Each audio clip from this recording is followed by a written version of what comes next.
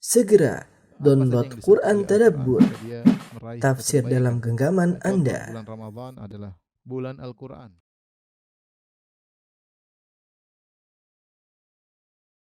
Bismillahirrahmanirrahim. Assalamualaikum warahmatullahi wabarakatuh. Alhamdulillahi ala ihsani wa syukru lahu ala taufiqihi wa amtinani wa asyhadu an la ilaha illallah wahdahu la syarika lahu ta'ziman li sya'nih wa asyhadu anna Muhammadan abduhu wa rasuluhu da'ila ridwani. Allahumma salli alaihi wa ala alihi wa ashabihi wa ikhwani. Ibu-ibu yang dirahmati Allah Subhanahu wa taala, pada kesempatan kali ini insyaallah kita akan bahas tentang fikih yang berkaitan tentang masalah kecantikan, masalah bersolek ya, masalah memperbaiki tubuh yang mungkin dianggap kurang cantik ya, atau kurang menarik ya, bagaimana hukumnya? Karena kita tahu bahwasanya kecantikan adalah perkara yang perlu dalam kehidupan kita sehari-hari, terutama bagi para wanita yang ingin melayani suami mereka ya. Terutama di zaman sekarang, zaman yang penuh dengan fitnah, yang dimana wanita mengumbar aurat mereka di mana-mana sehingga seorang laki atau suami ibu-ibu sekalian bisa melihat hal tersebut, keindahan-keindahan di luar sana ya. Dan itulah fitnah yang terjadi di zaman sekarang, fitnah wanita ya. Dan Rasulullah SAW sudah mengingatkan, ittaqud dunya wattaqud dunya wattaqun nisa. Hendaknya kalian waspada dengan dunia dan waspadalah dengan fitnah wanita. Fa inna awwala fitnati Bani Israil kanat fin nisa. Sungguhnya fitnah yang pertama kali menimpa Bani Israil adalah karena wanita. Demikian juga Nabi SAW mengatakan, ma taraktu ba'di fitnatan adharra 'ala rijal minan nisa. Aku tidak pernah meninggalkan setelahku suatu fitnah yang paling berbahaya menimpa para laki kecuali seperti fitnah wanita. Dan setan sudah mengintai setiap wanita yang keluar rumah, diintai oleh syaitan untuk dijadikan jerat, untuk menjerat para lelaki. Kata Nabi SAW, innal mar'ata auratun. Sungguhnya wanita itu aurat. Fa idza kharajat istasyrafa syaitan. Jika dia keluar rumah maka syaitan sudah mengintai. Istisyraf itu syaitan mengintai, siap untuk memanfaatkannya menjadi jerat-jerat untuk menjerat para lelaki. Dari sini kita tahu bahwasanya di luar sana banyak sekali fitnah ya. Bahkan seorang laki bisa melihat yang haram lewat HP-nya, lewat gadgetnya, lewat tabletnya ya, lewat internet. Maka ini semakin mendorong para wanita untuk perhatian terhadap penampilan mereka dalam rangka untuk bertakwa kepada Allah, membantu suaminya untuk menundukkan pandangan.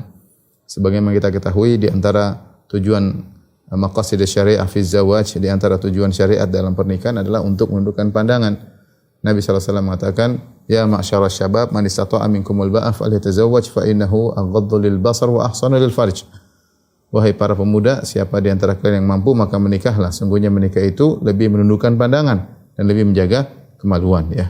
Dan di antara nikmat yang Allah berikan kepada seorang laki adalah seorang istri yang membantu dia untuk bertakwa kepada Allah Subhanahu wa taala. Kata Nabi sallallahu alaihi wasallam, liyattakhidh ahadukum qalban syakiran ya, lisanan dzakiran wa zaujatan tu'inuhu ala amril akhirah. Hendaknya kalian menjadikan hati kalian hati yang suka bersyukur, lisan yang suka berzikir, dan jadikanlah istri kalian atau carilah istri yang membantu kalian dalam ketaatan kepada Allah Subhanahu wa taala.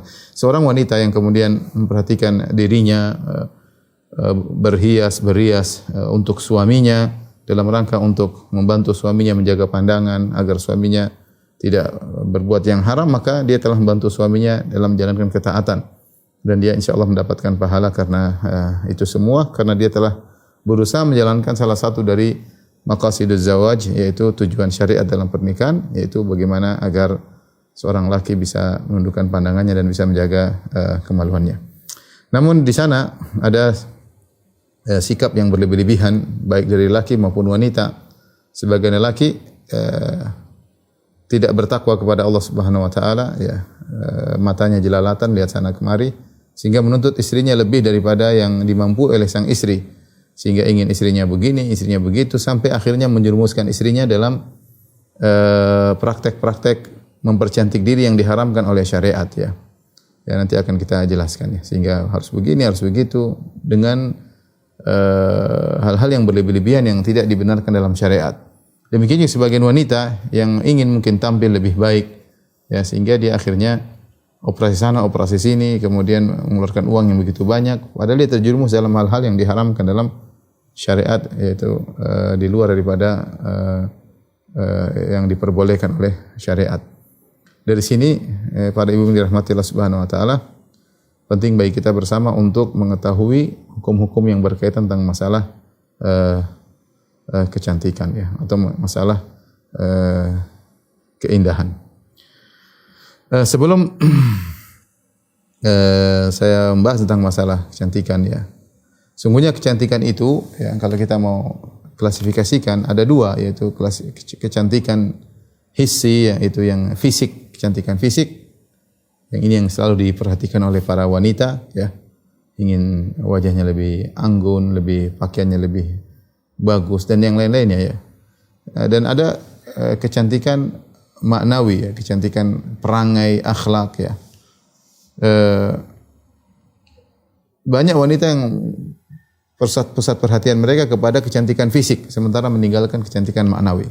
Padahal kecantikan maknawi ini yang lebih utama daripada kecantikan fisik. Lebih utama untuk dia di hadapan Allah dan untuk dia di hadapan suaminya.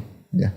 Karena Nabi SAW mengatakan, Inna Allah la yanzuru ila suwarikum wa la ila ajsamikum, walakin yanzur ila qulubikum wa amalikum. Allah tidak menengok kepada, tidak melihat kepada bentuk kalian, kepada rupa kalian, kepada paras kalian, dan Allah tidak melihat kepada fisik kalian ya. Yang Allah lihat adalah hati kalian dan amalan kalian ya. Sebagian wanita fokus untuk perhatikan fisiknya ya, dengan mengeluarkan waktu yang banyak, mengeluarkan biaya yang banyak ya. Sementara dia tidak perhatikan tentang perangainya, tidak perhatikan tentang perangainya, akhlaknya. Padahal kecantikan akhlak ini yang sangat utama bagi dia di akhirat dia, di hadapan Allah Subhanahu wa taala, dan juga bagi seorang suami ya. Saya dapati kasus-kasus bagaimana seorang lelaki yang kemudian ya, dia akhirnya meninggalkan istrinya, menceraikan istrinya. Istrinya lebih cantik, kemudian menikah dengan wanita yang tidak lebih cantik daripada istrinya. Sebabnya apa? Karena akhlak. Dia lebih tentram dengan istri yang barunya, yang nyaman, yang menghargai dirinya, ya, tidak banyak tuntut, tidak banyak macam-macam. Padahal istri barunya masih lebih cantik istri pertamanya. Ini ada beberapa kejadian yang kita dapati. Dan kita sebagai laki pun demikian. Artinya memang kecantikan matlub, perkara yang dituntut. Kita laki juga ingin kecantikan ya. Makanya kita suruh istri kita untuk ke salon ya. Tetapi kecantikan yang lebih utama bukan itu ya. Yang lebih utama adalah akhlak dan perangai. Taat kepada suami, mendengar titah suami, tidak mengangkat suara di hadapan suami. Pelayanan yang maksimal dari istri. Ini lebih utama, ini lebih cantik yang menjadikan kecintaan seorang suami kepada istrinya lebih langgeng ya. Kecantikan akan sirna ya. Seorang sudah berusia mulai 40 tahun ke atas, mulai 45, mulai 50, sudah mau diapain ya? Mulai berkurang. Apapun dia lakukan tetap saja dia seorang yang semakin tua. Apalagi sudah jadi nenek-nenek, mau diapain ya? Mau operasi sana, operasi sini, tetap saja dia seorang nenek, dia seorang tua, ya tidak sama dengan wanita-wanita yang masih gadis-gadis dan masih remaja. Oleh karenanya untuk melanggengkan kasih sayang seorang suami kepada seorang istri, benar dia perhatian terhadap kecantikannya, penampilannya, fisiknya harus diperhatikan karena itu adalah faktor yang menambah kelanggengan cinta. Tapi yang paling utama lebih daripada itu adalah akhlak yang mulia, perangai yang mulia. Seorang wanita berusaha memperhatikan kedua-duanya dan kecantikan maknawi, kecantikan akhlak, perangai itu lebih utama. Perhatikan lebih utama daripada kecantikan fisik. Percuma seorang wanita kemudian mempercantik dirinya tapi kemudian suaminya tidak nyaman dengan dirinya. Ya, suaminya tidak nyaman dengan dirinya. Taib, ini mukaddimah ibu yang dirahmati Allah Subhanahu wa taala, kita akan bahas tentang masalah kecantikan ya. Sebelumnya kita tahu wanita memang diciptakan dengan suka untuk kecantikan yang dengan keindahan lebih daripada lelaki ya. Dan Allah sudah isyaratkan awalam yunasya fil hilyati wa huwa fil khisami ghairu mubin ya. Ketika Allah menyebut tentang wanita, Allah Subhanahu wa taala mengatakan awaman yunasya, dan apakah orang yang atau wanita yang tumbuh dalam fil hilyah, dalam perhiasan. Jadi wanita memang sejak kecil tumbuh dengan perhiasan, dengan kelembutan, dengan keindahan, ya. Tidak sama dengan lelaki yang mungkin hidup dengan keras, dengan hidup yang berat, ya.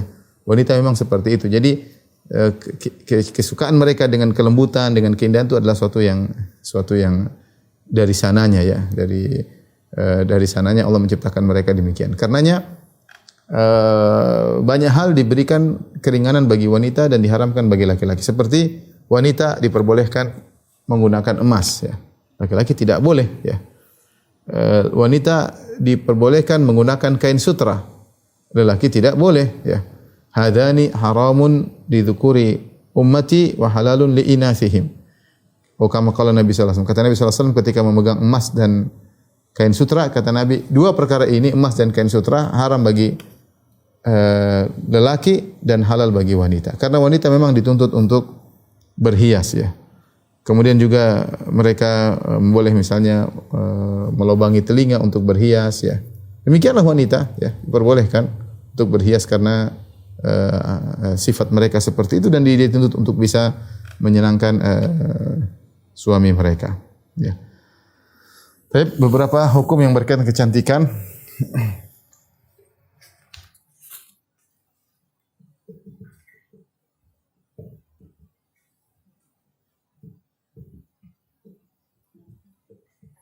Dengan kecantikan dan bersolek, ya.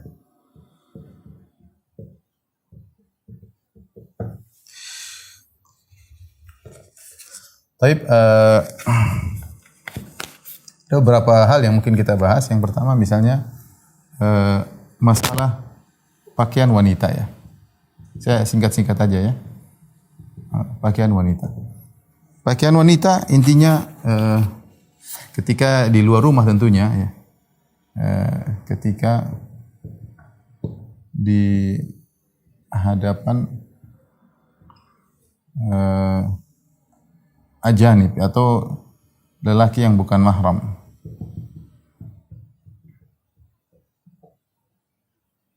Ketika keluar rumah. Yang penting memenuhi syarat. Yang penting memenuhi syarat. Pakaiannya bebas, ya. Memenuhi persyaratan. Apa saja persyaratannya? Allah menjelaskan, di antaranya dia menutup aurat tentunya. Aurat, sebagian ulama mengatakan ada khilaf tentang wajah, ya. Ada yang mengatakan wajah aurat, ada yang mengatakan tidak. Paling tidak bagi yang mengatakan wajah dan tangan tidak aurat, maka wanita boleh keluar terlihat wajahnya, terlihat tangannya sampai di sini, ya. Selain itu tidak boleh, kaki semua ditutup, ya. Semua ditutup. Sebagian ulama mengatakan seluruh tubuhnya aurat, dia hanya boleh buka kedua matanya. Ada yang lebih parah daripada itu, hanya buka satu matanya saja untuk melihat. Karena hukum asal wanita seluruhnya adalah aurat, ya. Tapi yang tidak ada khilaf tentang wajah.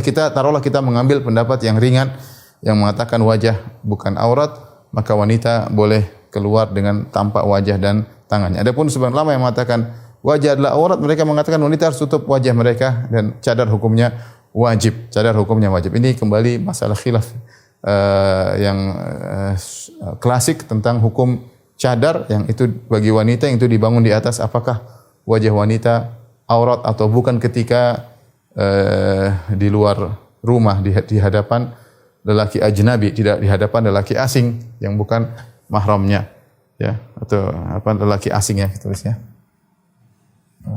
Mudah-mudahan bisa dipahami.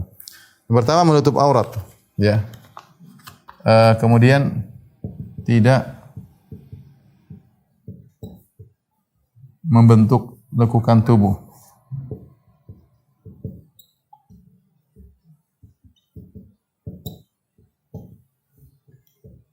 Tidak membentuk lekukan tubuh. Artinya jangan saya pakai baju yang kemudian kelihatan bentuk lekukan tubuh, ya. Baik kakinya atau dadanya atau tangannya kelihatan bentuk lekukan tubuh, ini tentu tidak diperbolehkan. Apalagi menunjukkan ketat, ya. Bisa jadi seorang memakai baju menutup aurat tapi auratnya terbentuk. Ini tentunya tidak diperbolehkan, ya. Sebagaimana dalam hadis Rasulullah SAW menyebutkan ada sekelompok orang yang diadab di neraka jahanam, di antaranya kasiyatun ariyatun ma'ilatun mumilatun. Ya, kata Nabi sallallahu alaihi wasallam ada wanita-wanita yang berpakaian tapi telanjang. Wanita yang berpakaian tapi telanjang, sebagian ulama menafsirkan berpakaian tapi telanjang maksudnya dia berpakaian tapi sebagian auratnya kelihatan. Ya, itu namanya berpakaian tapi telanjang. Atau dia berpakaian tetapi tembus pandang. Pakaian tapi tembus pandang, syafaf, mudah dilihat di balik, mungkin saking putihnya, tipisnya sehingga kelihatan di balik pakaian tersebut. Atau pakaian tapi telanjang, berpakaian tapi ketat sehingga membentuk anggota tubuh ya. Menutup aurat, tidak menutupkan tubuh ya, tidak tembus pandang. Kemudian yang paling penting adalah tidak menarik perhatian, ya. Tidak menarik perhatian.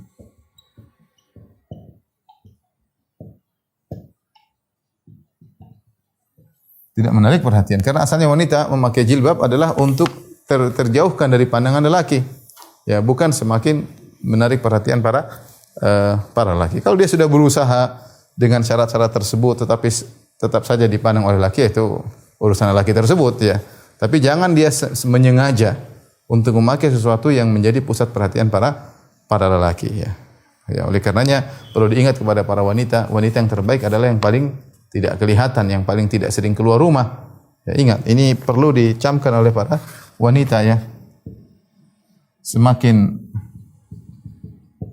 tidak terlihat lelaki asing, maka semakin baik.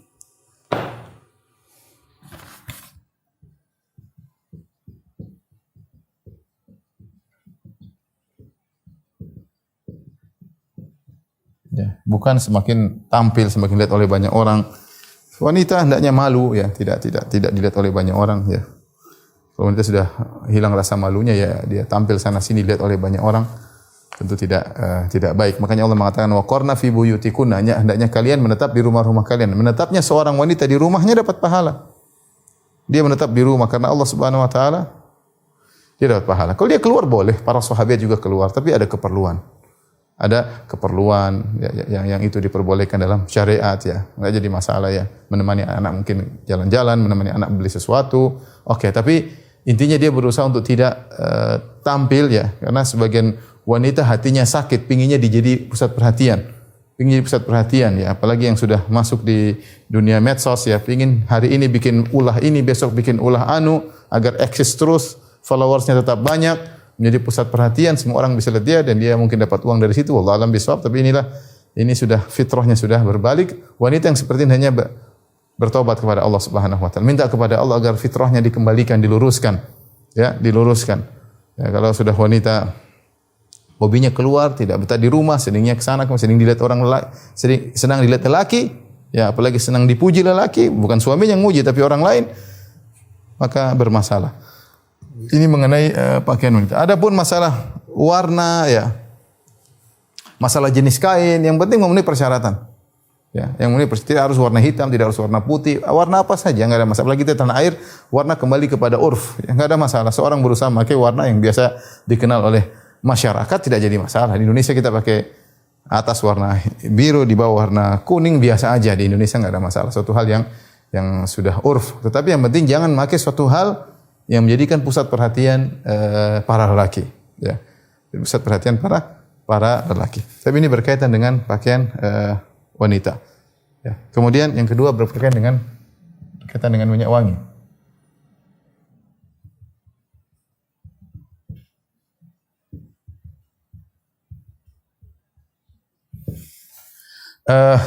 Terkait dengan minyak wangi, yang jelas yang jadi masalah adalah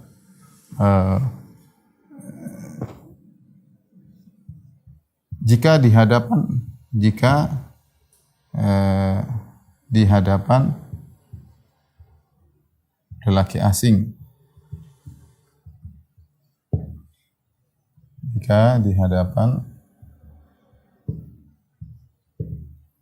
suami atau mahram atau para wanita yang lain. Adapun jika di hadapan suami mahram para wanita yang lain, maka ini tidak mengapa pakai minyak wangi.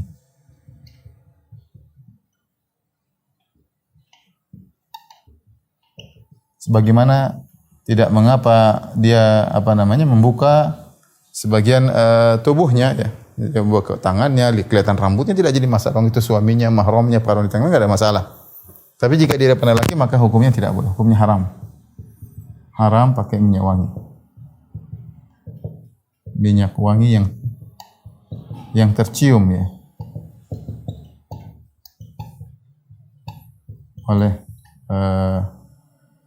oleh lelaki tersebut. Nabi SAW mengatakan, "Ayu mamra'atin ista'tarat," wanita mana saja yang pakai minyak wangi, famarrat biqaumin, kemudian wanita tersebut melewati suatu kaum, liyajidu min harihaha, agar bisa mencium wangi wanita tersebut, fahiya zaniyah, maka wanita tersebut wanita pezina. Karena wanita tersebut ketika melewati lelaki dengan aroma yang harum akan menggerakkan namanya lelaki, akan menggerakkan ya hasrat atau apa ya namanya, paling tidak menarik perhatian ya. Demikian Nabi menjelaskan. Maka seorang wanita jangan menggunakan minyak wangi kemudian melewati laki-laki, tercium oleh laki. Dari sini kita lihat bagaimana banyak wanita-wanita muslimah yang mungkin masih bekerja di luar dengan pakai minyak wangi, dimasuk kantor, dicium oleh. Semoga mereka diberi hidayah oleh Allah Subhanahu wa taala ya. Kita kasihan melihat mereka ya, mungkin mereka belum mengaji, belum mengerti. Sungguhnya tidak boleh seorang wanita pakai minyak wangi ya. Kadang-kadang saya pergi di luar kemudian masuk di lift, langsung lift aromanya begitu harum. Ada wanita di situ yang memberikan aroma yang luar biasa ya, yang menarik perhatian tentunya ya. Maka Rasulullah tegas dalam hal ini, fahiya zaniyah, dia wanita pezina. Artinya dia sebab terjadinya zina, dia sebab menjadikan mata lelaki berzina melihat dia ya, atau membayangkan apa-apa yang terjadi. Intinya sebab-sebab terjadinya zina di antaranya memakai parfum yang dicium oleh para lelaki asing. Adapun kalau seorang wanita keluar rumah dia pakai minyak wangi, tetapi dia tidak melewati para lelaki. Misalnya dia naik mobil sendiri, kemudian dia langsung turun ke salon wanita misalnya ya, atau kemudian dia langsung pergi ke acara temannya, ada perkumpulan ibu-ibu, dia pakai parfum, selama tidak melewati laki enggak ada masalah. Selama dia bisa menjamin tidak melewati laki maka tidak jadi masalah ya. Tapi kalau ternyata dia harus melewati satpam, dia harus melewati penjaga rumah, itu tidak boleh karena dia akan melewati lelaki ya. Maka haram hukumnya, masuk dalam keumuman hadis tersebut. Tapi kalau dia bisa memastikan dia hanya sekedar para wanita, tidak bertemu dengan lelaki asing, maka tidak jadi masalah. Adapun seorang wanita memakai misalnya penghilang bau ketiak yang mungkin ringan-ringan, tidak sampai aromanya keluar dari tubuhnya, atau dia pakai bedak di tubuhnya misalnya ya, atau pakai lotion di tubuhnya yang bukan parfum, yang parfumnya tidak sampai keluar dicium oleh orang di depannya, maka mudah-mudahan tidak jadi masalah. Karena ini dilarang karena ada ilahnya. Ilahnya dilarang kenapa? Dia pakai minyak wangi karena minyak wangi tersebut bisa tercium oleh laki dan bisa menggerakkan syahwatnya, atau ini merupakan sebab terjadinya perzinahan di antaranya ya, wanita yang keluar dengan memakai minyak wangi. Demikian ya. Kemudian kita berikutnya terkait dengan ya, kalau depan suami enggak ada masalah ya, mandi minyak wangi juga enggak ada masalah ya. Berusaha tampil di hadapan suami tidak ada bau enggak enak sama sekali ya. Saya sering sampaikan wanita berusaha tampil di hadapan suami tidak ada bau busuknya ya. Jangan sampai ada bau busuknya sama sekali. Dalam hadis Al-Musnad Imam Ahmad, ketika Nabi SAW ingin menikah dengan seorang wanita, Nabi mengutus Ummu Sulaim untuk mengecek wanita tersebut. Ya, kata Nabi SAW, "Shummi awaridhaha wanzuri ila rukubaiha." Kata Nabi, cium di sekitar mulutnya. Jadi seakan-akan Nabi SAW menyuruh Ummu Salamah ngobrol dengan wanita tersebut di dekatnya. Apakah tercium aroma mulutnya atau tidak? Ya, jadi menunjukkan Nabi perhatian terhadap aroma. Kita kalau seorang suami, ya, kita seorang ngobrol dengan teman saja kemudian bau mulutnya enggak enak, kita enggak betah ngobrol sama dia ya. Saya pernah naik pesawat kemudian samping saya teman laki-laki ya, kemudian ngobrol, wah tapi aromanya luar biasa. Saya mau palingkan wajah, kasihan dia. Saya yang hadap dia, saya sambil tahan napas. Dan itu terjadi, maksudnya luar biasa. Ya, kalau istri kita kayak gitu musibah ya. Tiap hari ketemu baru begitu ya. Bau jigong ya. Oleh karenanya seorang wanita berusaha kalau depan suami harus selalu harum. Jangan sampai suami mencium aroma yang tidak enak, mencium rambutnya, mencium apanya selalu harum. Berusaha semaksimal mungkin ya, semaksimal mungkin. Bersih intinya, ya, pakai parfum dan yang lainnya, pakai harum-haruman. Tapi yang berikutnya terkait dengan apa make up tulisannya gimana? Al-mikyaj kalau bahasa Arab ya. Nah. Make up ya. Bagaimana hukumnya ya? Kembali seorang wanita dituntut untuk berhias di hadapan suaminya. Hukumnya sama seperti tadi. Yang jadi masalah di hadapan lelaki asing. Di hadapan suami, ya. Kemudian mahram para wanita lain. Kalau di hadapan suami mahram para wanita lain bebas-bebas aja, bebas-bebas aja. Yang penting jangan jadi buah bibir para ibu-ibu karena ibu suka ini make up-nya terlalu menor ya. Yang penting kalau depan lelaki terserah. Suaminya mau menor-menorin, mau warna merah kuning hijau di wajah, mau pakai spidol warna-warni enggak ada masalah. Suami suka apa enggak ada masalah ya. Enggak ada masalah. Tapi kalau di hadapan yang lain ya yang penting jangan jadi bahan omongan ya. Jangan jadi terlalu menor misalnya, ya terlalu tebal, terlalu macam-macam itu jangan. Tapi kalau depan orang asing, bolehkah pakai make up depan orang asing? Nah, ini jadi masalah ya. Kata Allah Subhanahu wa taala, "Wala tabarrajna tabarrujal jahiliyatil ula." Janganlah kalian tabarruj itu artinya zuhur, nampak di hadapan para laki asing sebagaimana orang dahulu ya. Maka hukumnya kalau di hadapan laki asing ya intinya tidak boleh berhias.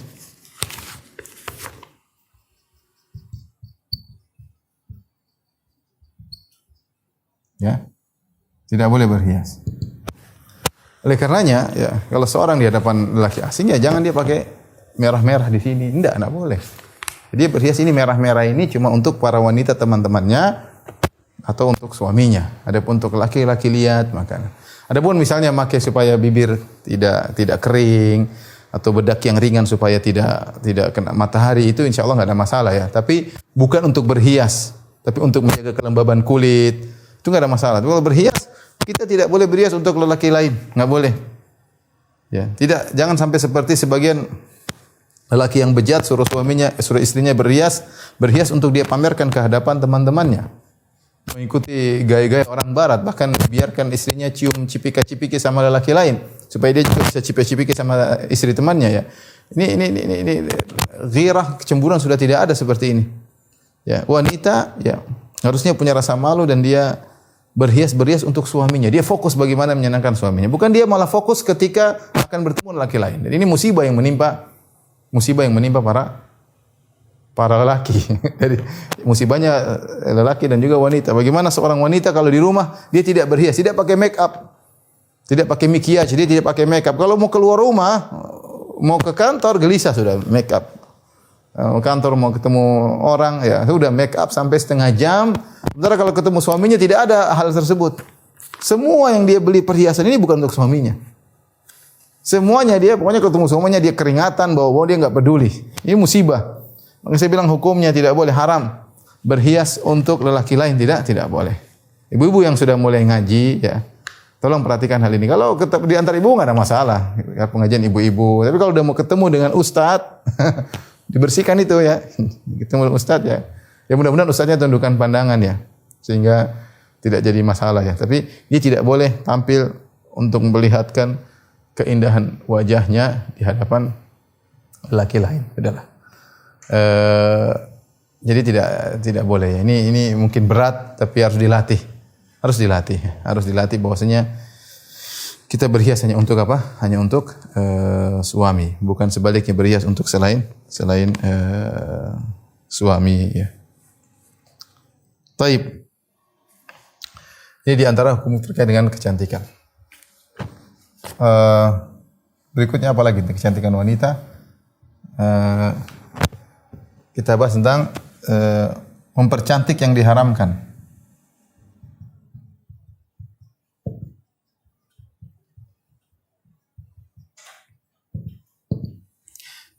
kita ada dua ya. Di zaman Nabi sallallahu alaihi wasallam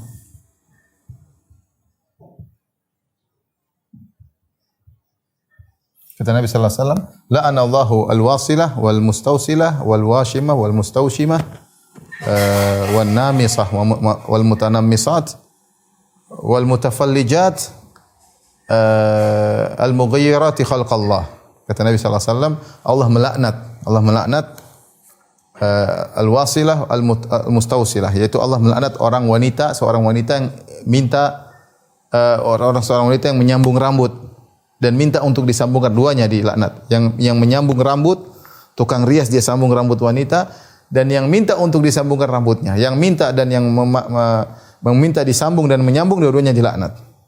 Wal washimah wal mustawshimah, dan Nabi Allah Subhanahu wa taala melaknat wanita yang mentato dan yang minta untuk ditato. Ini juga dilaknat oleh Allah Subhanahu wa taala.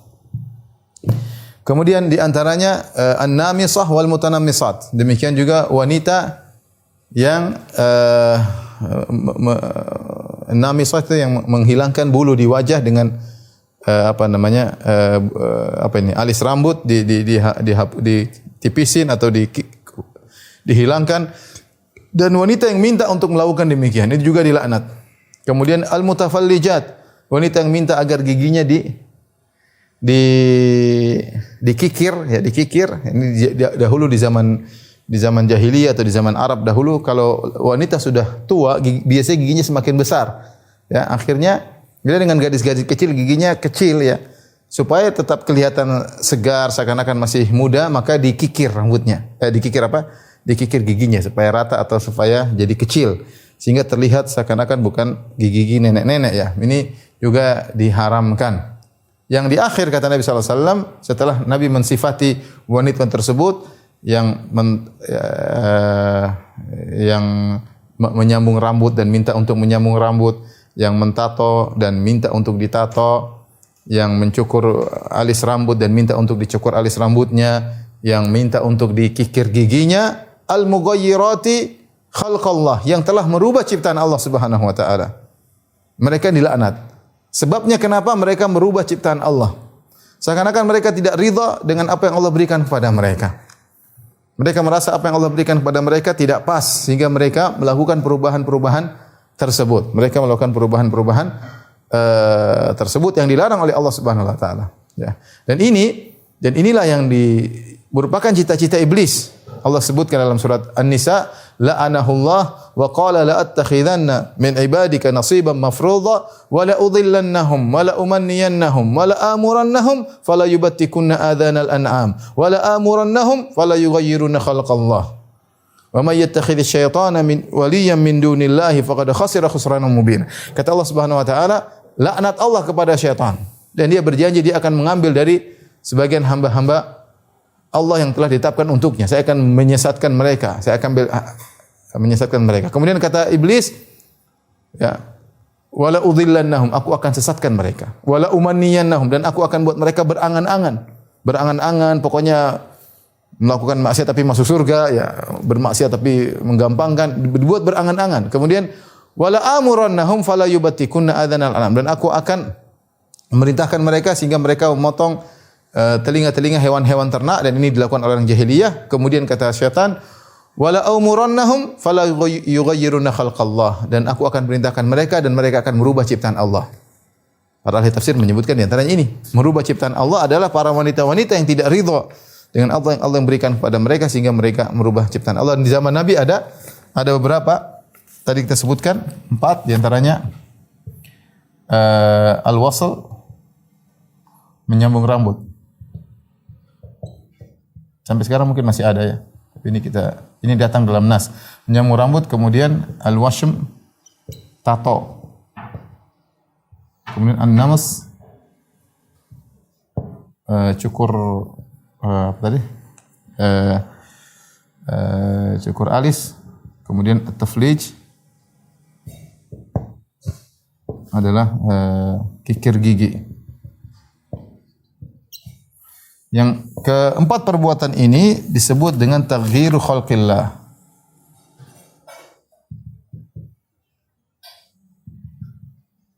merubah ciptaan Allah. Ini dosa besar ya, dilaknat. Apa namanya? Merubah ciptaan Allah Subhanahu wa taala. Ini hukumnya semua adalah haram. Ya, hukumnya adalah haram. Maka seorang wanita jangan karena ingin mempercantik kemudian dia melakukan ini semua ya. Ya, ini semua tidak diperbolehkan ya, tidak diperbolehkan. Tapi di zaman sekarang kontemporer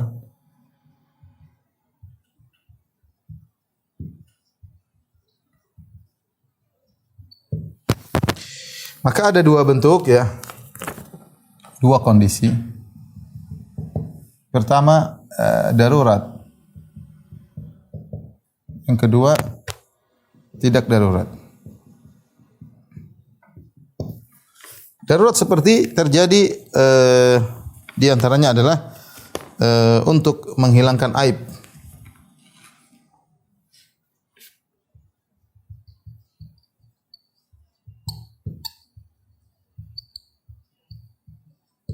Aib tersebut ada dua kemungkinan ya. Aib sejak lahir,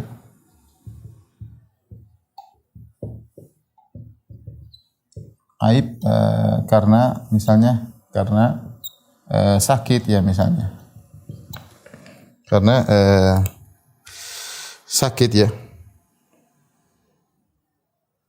Atau apa namanya? Bukan, apa namanya? Aib yang timbul belakangan. Seperti karena adanya kecelakaan, kebakaran misalnya ya, atau karena terkena sakit sehingga muncul aib-aib tersebut ya. Kalau dia darurat. Contohnya apa? Contoh jari yang berlebihan. 5 jarinya 6 atau 7 misalnya. Ini enggak ada masalah ya. Ini diperbaiki dan ternyata diperbaiki menjadi bagus, menjadi tambah indah, enggak ada masalah. Ya contoh misalnya ada seorang ustadz yang pernah cerita sama saya, dia dulu apa namanya? Sumbing sampai dilakukan operasi sampai diperbaiki sampai akhirnya bagus mulutnya dan di antaranya dia juga kalau ngaji enak didengar. Ya intinya dulunya dia sumbing ya, tapi dioperasi akhirnya menjadi normal. Ini tidak jadi masalah. Kali ini namanya memperbaiki aib ya, asalnya tidak demikian. Atau misalnya seorang kebakaran kemudian wajahnya ada yang hilang atau kecelakaan, dilakukan operasi plastik untuk mengembalikan wajahnya, maka tidak jadi masalah. Ini semua dalilnya apa? Dalilnya tentang kisah Arfajah radhiyallahu taala anhu. Dalam suatu peperangan dia hidungnya kena pedang atau terluka, hidungnya hilang. Kemudian dia pun mengambil hidung dibuat dari perak. Ketika dia buat hidung dari perak, ternyata enggak enak, ada bau yang tidak enak. Ya, perak tersebut mengeluarkan bau yang tidak enak. Maka dia minta izin kepada Nabi. Nabi suruh dia pakai hidung emas karena emas tidak menimbulkan bau yang tidak enak. Maka dia pakai hidung emas. Dan ini bentuk bahwasanya dia perbaiki hidungnya. Semua orang tahu itu hidung palsu. Tapi agar wajahnya tidak kelihatan buruk. Bayang kalau jalan hidungnya tidak ada kan orang jadi lihatnya tidak enak ya. Oleh karenanya proses seperti ini, operasi seperti ini tidak jadi masalah ya. Intinya untuk menghilangkan aib. Misalnya seorang terlalu monyong diperbaiki sehingga ada bagian operasi mulutnya diundurkan. Ini semua tidak jadi masalah dan ini hukumnya diperbolehkan. Contoh, mohon maaf, misalnya seorang wanita tapi ternyata dadanya sangat kecil, tidak normal. Ini dia boleh operasi untuk menormalkan sebagaimana wanita yang lain, tidak jadi masalah. Demikian juga misalnya seorang wanita ternyata rambutnya penuh di sini atau ada kumisnya. Ini semua di luar daripada kondisi normal. Ini semua aib. Maka pendapat yang benar boleh dihilangkan dengan alat-alat atau bahan kimia tertentu, penting mengembalikan dia kepada kenormalan. Ini semua tidak jadi masalah. Tidak jadi masalah. Adapun kalau tidak darurat ya, hanya untuk tambah cantik,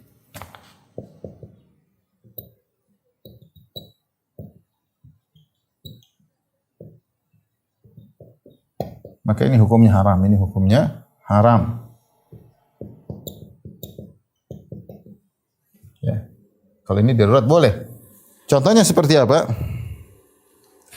Seperti banyak ya contohnya. Hidungnya mungkin kurang tinggi atau terlalu lebar dikecilin.